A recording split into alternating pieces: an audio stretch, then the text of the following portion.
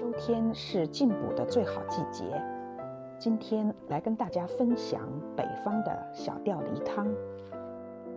梨汤可以生津止渴、清火润肺，是秋季非常不错的饮品。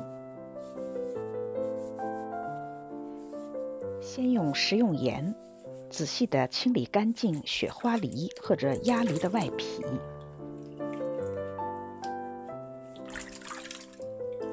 过清水后，削去梨皮。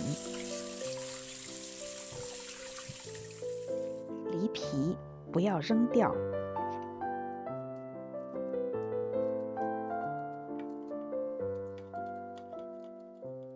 然后再将梨肉切成块儿。梨的心部可以去掉两头，同样切成块儿备用。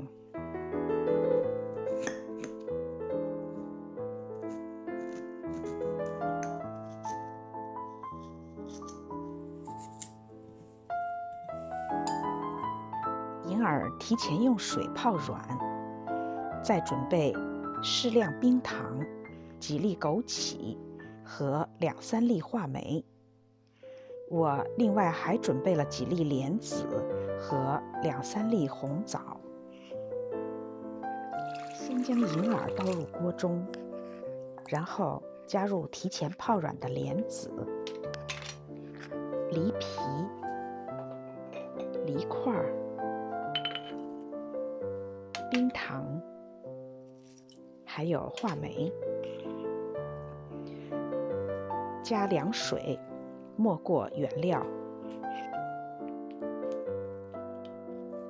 先用大火烧开，然后转中火炖煮10分钟。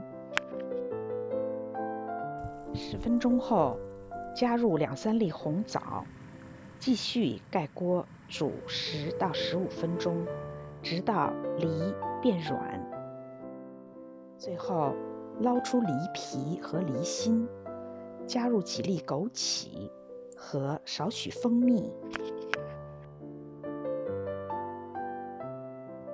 小吊梨汤就做好了。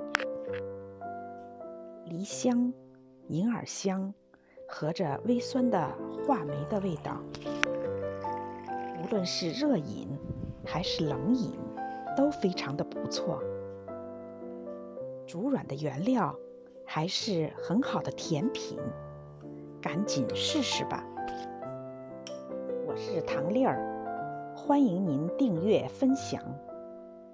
谢谢您的收看，让我们下期再见。